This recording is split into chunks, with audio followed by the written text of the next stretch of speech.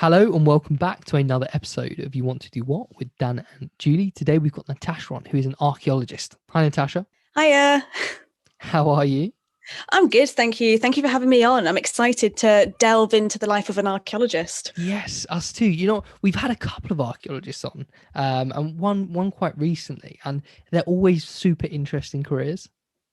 It is definitely a random conversation you may have with an archaeologist. You never know which direction it will go. That's just, I'm sure you've experienced that now. So, do you want to jump straight in then and tell everyone a little bit about what you actually do? Sure. So I'm a commercial field archaeologist. So in the UK, we do have the commercial sector. In the UK, in the States, they call it CRM. And what that means is I predominantly work in the construction side of the world. So I work on pre-development sites. Anything to do with construction in general is where I personally am going to be involved in. So a part of planning permissions in the UK, we have something called a environmental impact assessment, and under that you have heritage assets, and within that you have the archaeological significance of something, if there is or if there is not. So my job is to kind of evaluate what's going on. Is there some significance? Is there not significance? And there are different sorts of avenues we may approach to explore the archaeological significance of that site. It really is down to that. So it seems my favorite word today, which is significance. But that's what we do. So, how did you get into this then? Where did the love for history and archaeology come from? Oh, that's a great question. A couple of things. I mean, I grew up with my mother's fascination of ancient Egypt, like most people who actually get into archaeology. A lot of them had this sort of love for it or this awe for it. So I remember reading a book about Tutankhamun when I was about 7 years old, and there was this chap called Howard Carter, and he was an archaeologist. And I was like, what's that? And did some digging through the books, that is, and I was like, this is awesome. Like, I want to do this. So there was kind of that mainly, and also the school that I went to was bombed in World War II. So they had a lot of memorabilia up along the corridors. So kind of being both having this passion for history and then having this love of the ancient worlds, I think it just stuck with me. And here I am. And what was did you tailor your education towards this? Did you go to sixth form and then on to university? Was your goal becoming an archaeologist?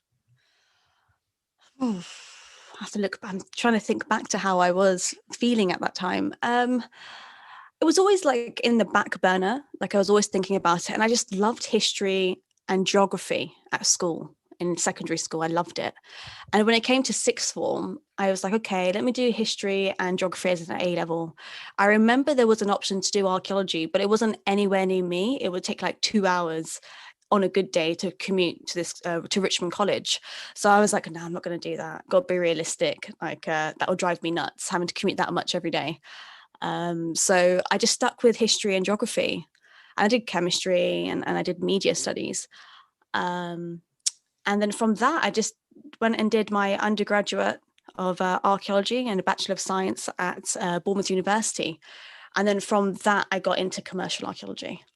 So, being a commercial archaeologist, is it an all-rounder? Because we've had a few archaeologists, as we were saying before we jumped on, and they've sort of specialised in certain areas. So we had an osteoarchaeologist. There's different areas within archaeology you can do. And are you a generalist or do you specialise?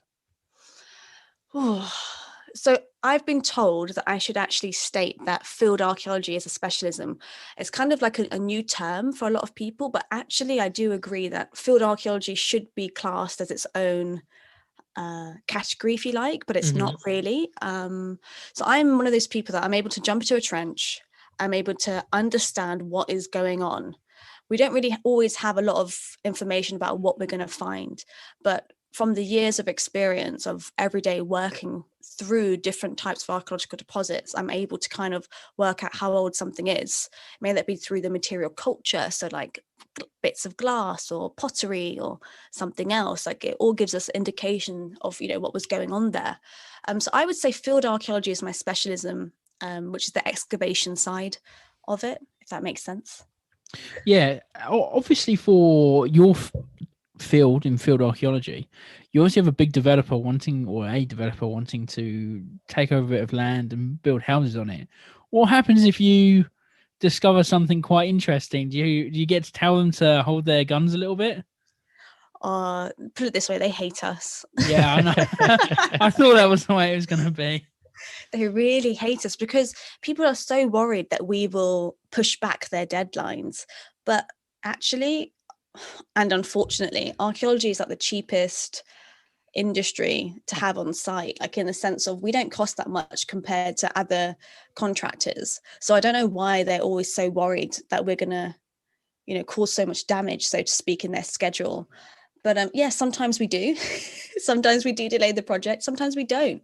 Generally speaking, like these really large ones, they've already kind of got a guideline of how long we'll be there for. So they'll be told, okay, they're for 8 weeks or 16 weeks. And if they find X amount of human remains or something structural, then there'll be an extension in that time. So it's kind of all in the fine line of a contract, so to speak. So have you had the opportunity to work on some of the big London sites that have been recent? I mean, I know there was Crossrail sites and I mean, so many like HS2 sites popping up now. Is that kind of the thing that you work on? Yeah, so I have. I've done a bit of it all. So I'm a London-based archaeologist, but with archaeology, you literally travel all over the UK. You go where the work is, and you don't always have a choice of where you go. You're just told, can you please go there for a week, and you end up being there for 3 months. It's literally what happens. So yeah, I have done a bit of HS2, actually quite a bit of HS2. I worked on the preliminary works, which means best way to describe this, they kind of do something called we have geologists and geological engineers, and they look at the structures, right? So they can look at the ground. They do something called trial trenching, which is what we do, but theirs is more to like test the ground. So they'll go down like 4 meters and they want to see the natural geology and then they will take samples and they do all these like compaction tests to see like so for the civil engineers, they'll then be able to work out, okay, this is how much concrete or reinforcement we need to put in for the bridge or for the road or something like that. That they kind of do that element. And as a part of that works, there was a time that I was the archaeologist monitoring the geological works and the engineers' works. And that was way before any large sort of excavations went on. So this was a couple of years ago.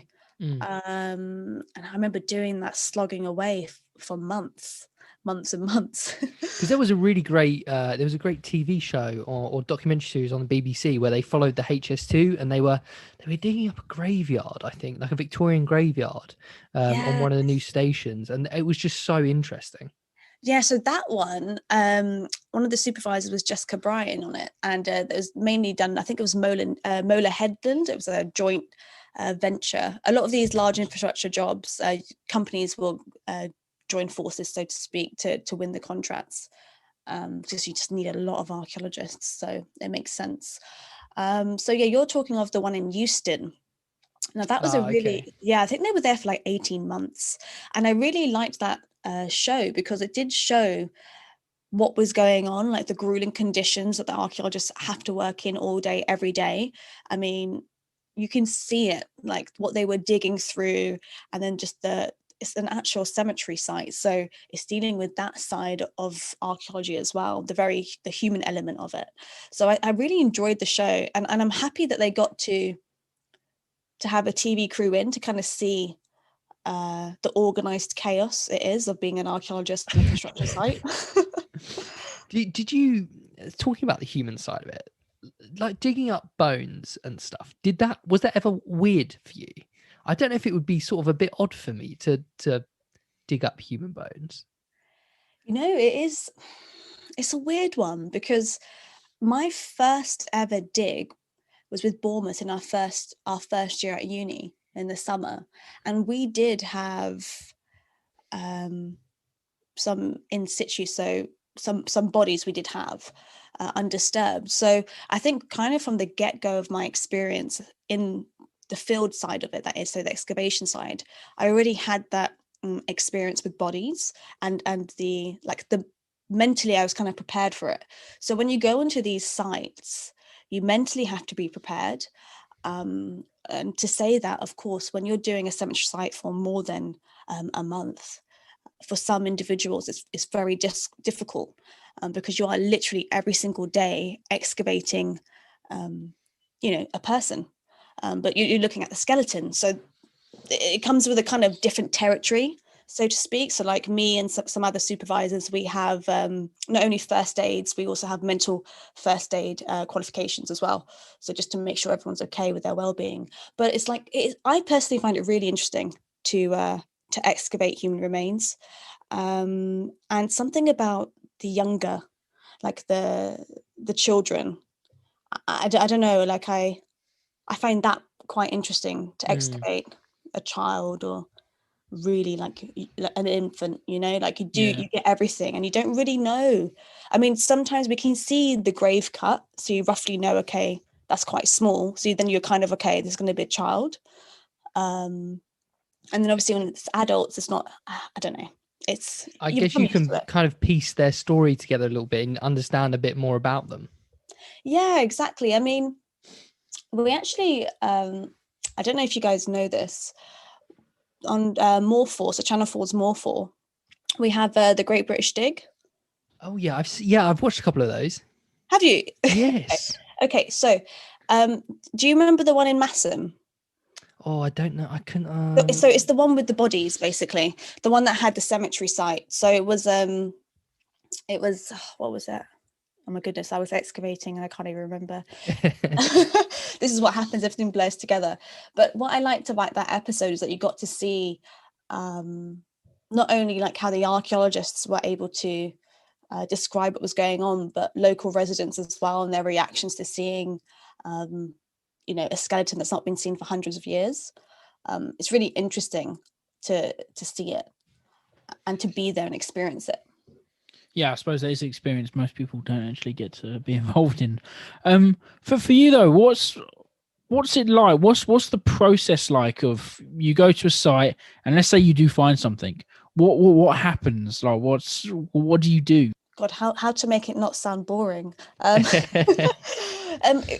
every job is a bit different. There are ones where you just are watching contractors do their stuff. So they're like with large mechanical excavators, so like JCBs, but a lot bigger. They're coming in and they're excavating it, and you're kind of watching what they're doing. Or on the flip side, you're working with the machines to come down to an archaeological layer, and you jump in, you record. But really, it's like quite methodological. So there's a lot of things we have to do, which people don't see.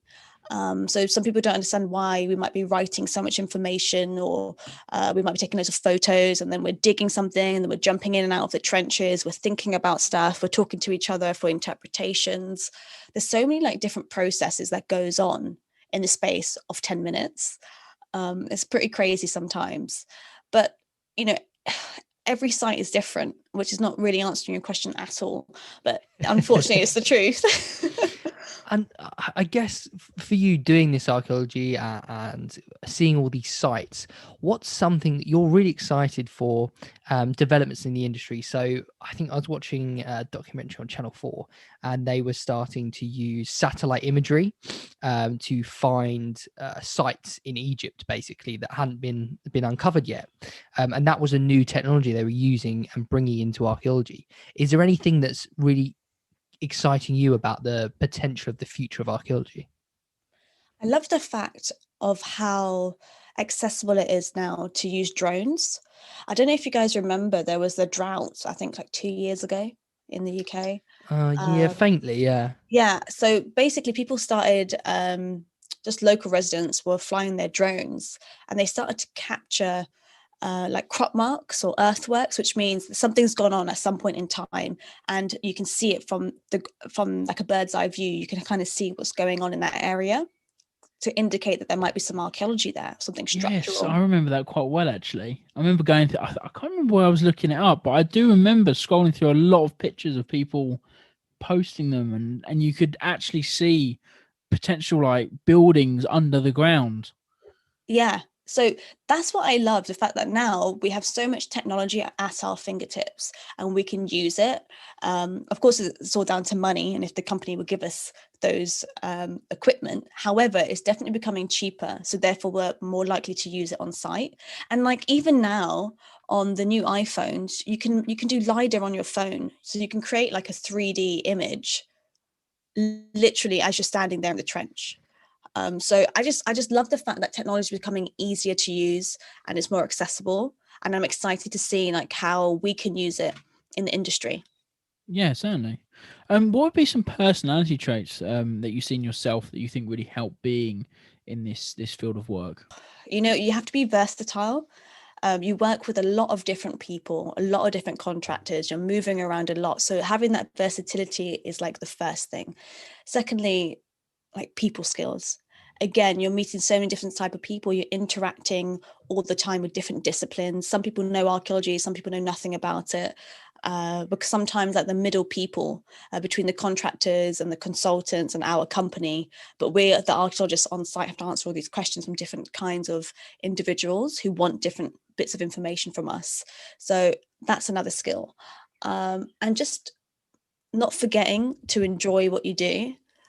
Try not to get too engrossed in like if it's really bad weather, you have to mentally tell yourself like don't get drawn in by the fact that it's like torrential rain and you still have to get your job done and you're in a field or something, you know, like of course because if it's safe to work in, then you have to work in it. If it's safe conditions, like, and the you know you got a deadline, there's no choice. Like you literally got to get your job done. And you know, some supervisors may be like, okay, well it's safe to work, so go on.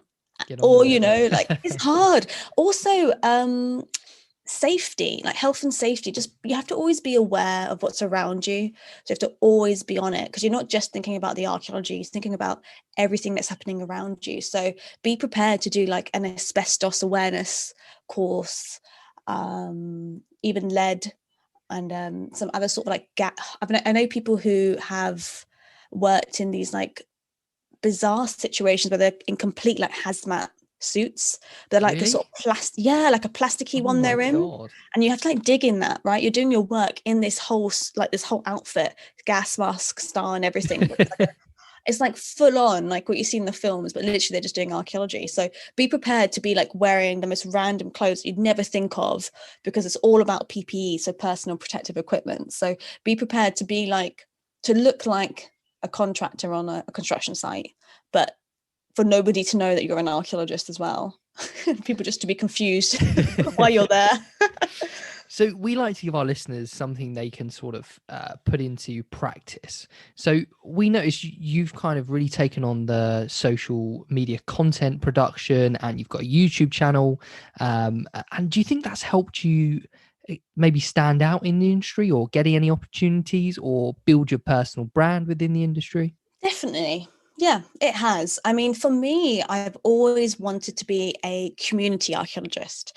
So like a public archaeologist, be able to engage with the public about what's going on in their area. That's always been like the goal for me. However, getting a job in that is extremely difficult.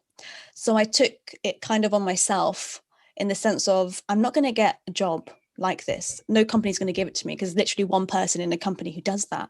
So I'm just going to create my own job, so to speak, and I'll just go on social media.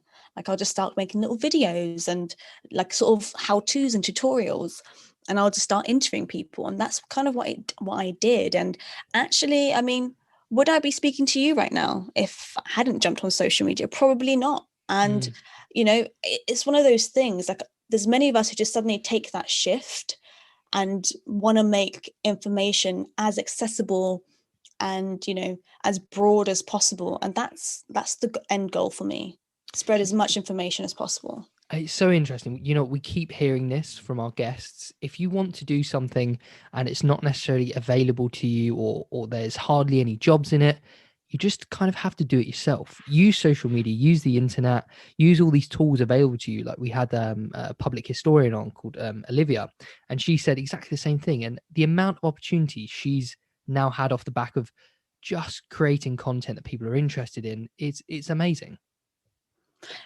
100%. I mean, sometimes like no one's ever going to put anything on a plate for you. You got to work for it. And, you know, by doing this, I mean, now like I'm a Channel 4 presenter now. because I went out and I was like, I want to disseminate information as much as possible to as many people as possible. And from that goal, I've been given the opportunity to be a co-presenter on the Great British Dig. How cool is that? And, you know, it's awesome. And then obviously I've been able to travel as well. And, you know, I've done filming in Egypt and Ukraine and Canada and somewhere else that I can't remember right now. Let's talk a little bit about the Great British Dig. How did you get involved, and how's it been going? Oh, okay. I have to remember now. This is a year and a bit ago. So they reached out to me. It was kind of a weird week. In the space of a week, I had like 4 calls from 4 different people from that team. They all were simultaneously looking for a presenter. And I guess they all found me in their own way, because I have an agent. I'm signed on with Past Preservers. And so they contacted him, or he was already talking to them. And at the same time, one of the producers had found my channel. Another producer had found me on Instagram, and another producer was recommended me from someone working on the show already. So in a space of like a week, I had like my ears were just like burning, because like everyone was just trying to get hold of me. You must have thought you'd got the job. 4 of them, you know, calling you up. That's the thing. Like, you know, sometimes when you speak to someone and already you can see in their eyes, they're like, you're gonna say yes, and you have no choice. Like you're gonna be on this project. And I was talking to them like, wow, that's it. Like the deal's done, and I haven't even started speaking yet. But yeah, it happened, and it's been such an amazing experience. I just love meeting people in general and chatting to people from all walks of life, and being able to travel the country and talk about what I love, which is archaeology and then history, and engage with the local community. It's just been awesome. Honestly, it's been so much fun. Is Hugh Dennis presents as well? He is. So basically Hugh Dennis is like the main man. And then you've got like the team, which is Dr. Chloe Duckworth, Richard Taylor, and myself. So we're all archaeologists with different specialisms. And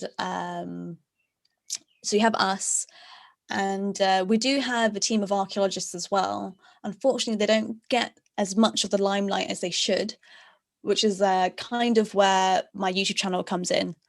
Because like when the show would air that weekend, we would do like a live stream, so like a YouTube show, like a chat show. And I would get all the archaeologists on who were available. They'd come on, and we'd all just be chatting about what was going on, archaeologically speaking, because obviously everything that we found in that 1 week is not going to make a 1-hour program. It's just not possible. So yeah, it was good fun. It was just so much fun, honestly. I didn't realize you can have fun. I just love being paid to have fun. Yeah, who wouldn't? So what would be another positive of the industry that you found so far?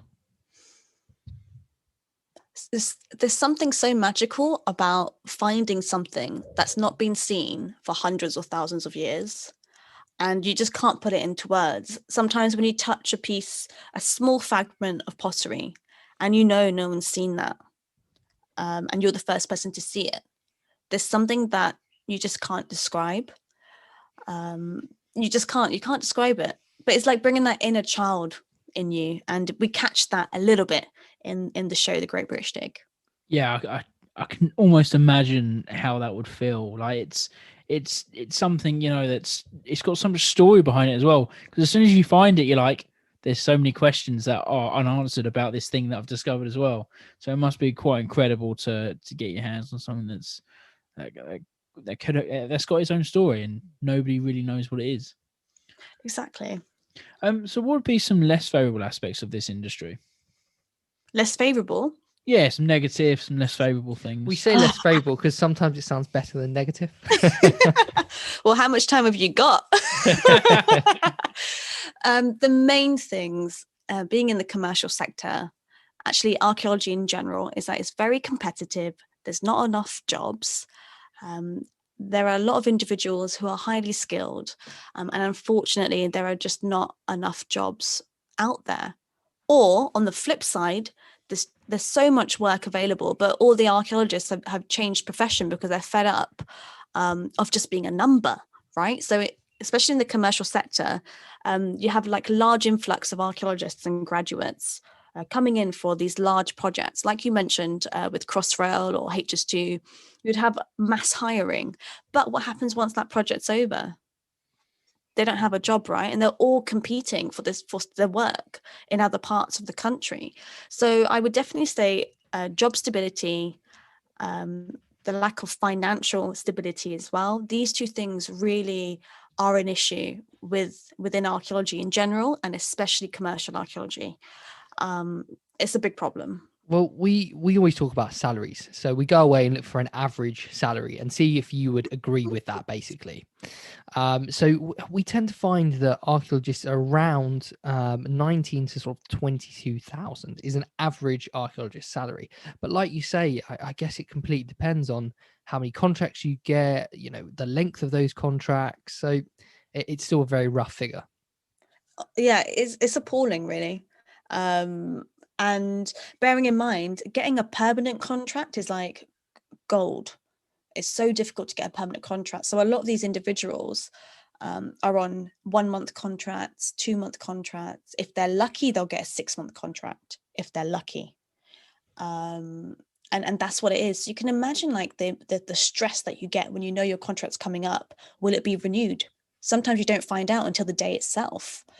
So those are the issues that we're kind of dealing with, and it's not great, especially when you have people who have like 2-3 degrees. They have a lot of student debt they need to pay off, and that's not going to happen on an archaeology salary.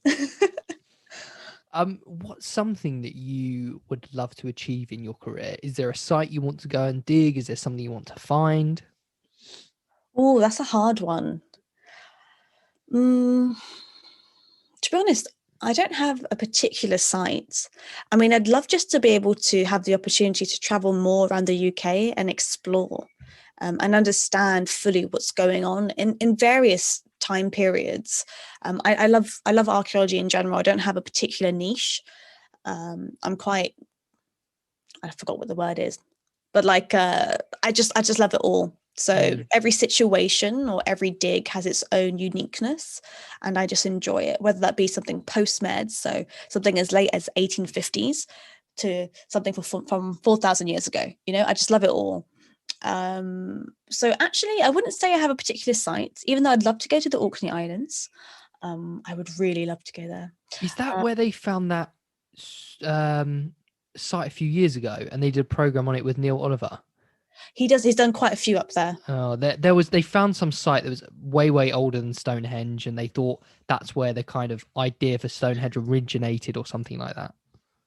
There's one that was, I don't know if you saw the recent study, in Wales. They found the circle, the original Stonehenge that has been moved to its current place. Wow. That was like recently they published the information finally in the public sphere, because obviously it takes ages for it to become public knowledge because of the process. Anything to do with academic stuff, there's a process, right? You got to prove, like peer-reviewed articles, all this sort of stuff. You have to prove that your data is real and factual, so it takes a while. I could be completely wrong, but I think what they were trying to say with the thing in Orkney was it was of the same kind of civilization, so they thought they had links to the people that were building Stonehenge or something like that.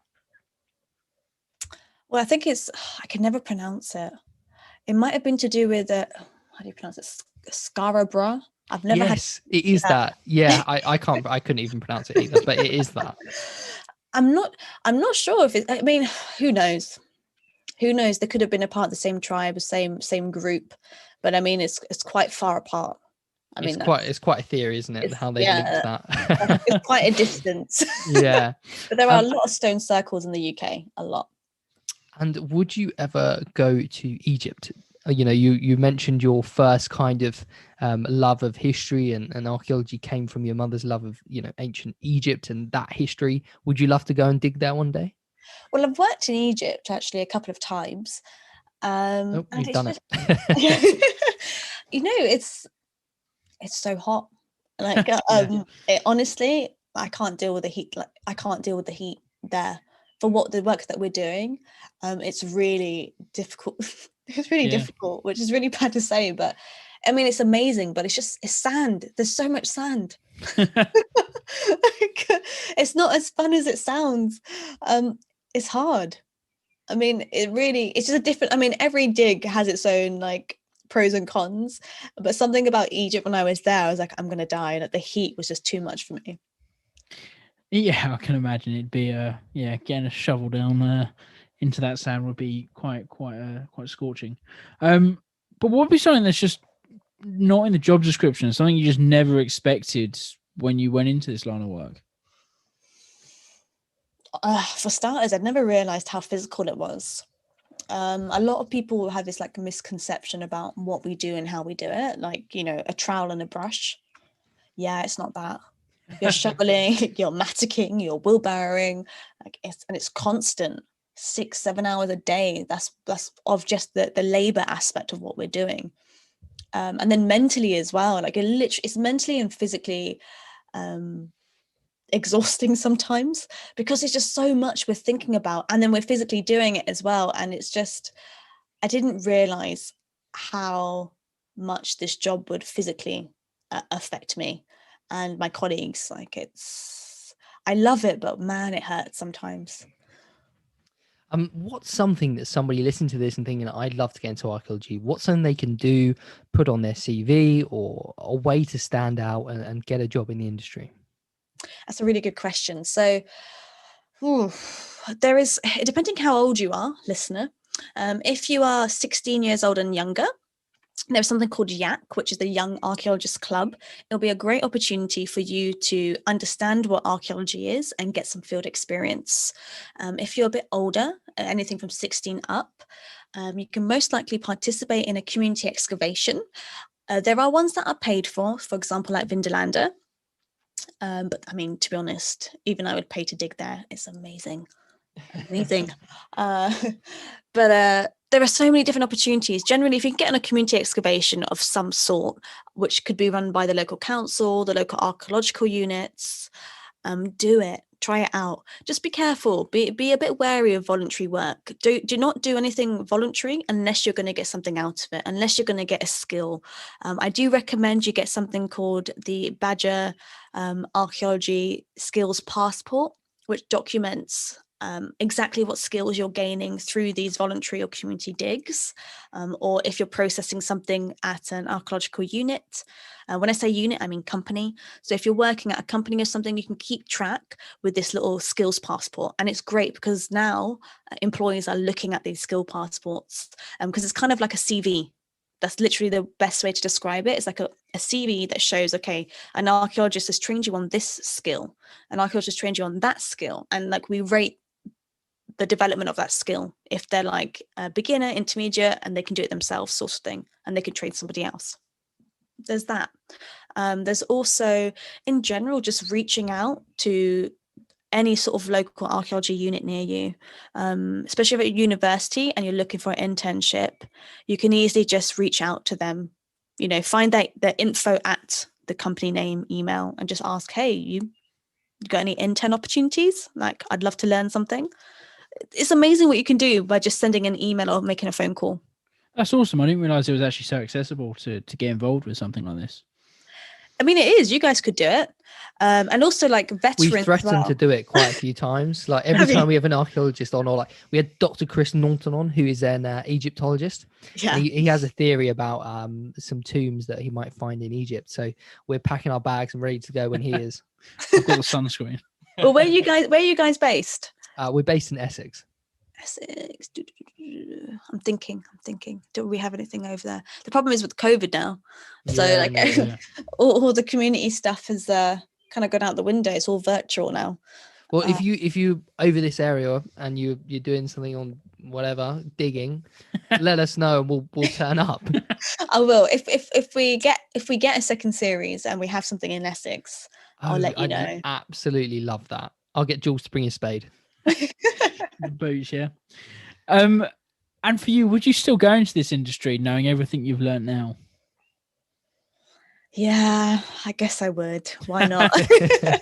So I have a love-hate. I mean, we all have a love-hate relationship with it. We love it more. The good outweighs the bad. Good to hear. Well, thank you so much for coming on, Natasha. It's been a real pleasure chatting to you, and I've learned a lot. Oh, thanks for having me. It's been awesome. Where can people find you on social media, and what you're doing and what you're up to? Sure. Where can you find me? Let me think. Okay, right. So I'm on Twitter and on Instagram under the, oh God, I can't even think. Let me start again. So I'm on Twitter and on Instagram with Tash_archaeo, as in archaeology. Archaeology spelled with that silent A. And then I also have Behind the Trowel on Instagram and over on YouTube. I do recommend you head over to YouTube to check out some live stream chats, discussions, lectures, and webinars over on Behind the Trowel. We had this like awesome live show called Archaeologists in Quarantine, which has been going for a year now, due to COVID, hence the name. And it's just a good, fun opportunity to meet archaeologists around the world. So you can hit me up on any of those platforms, and I'll be happy to discuss archaeology more with you if you're interested. Awesome. Well, thanks for your time, Natasha. Thanks so much. Thank you.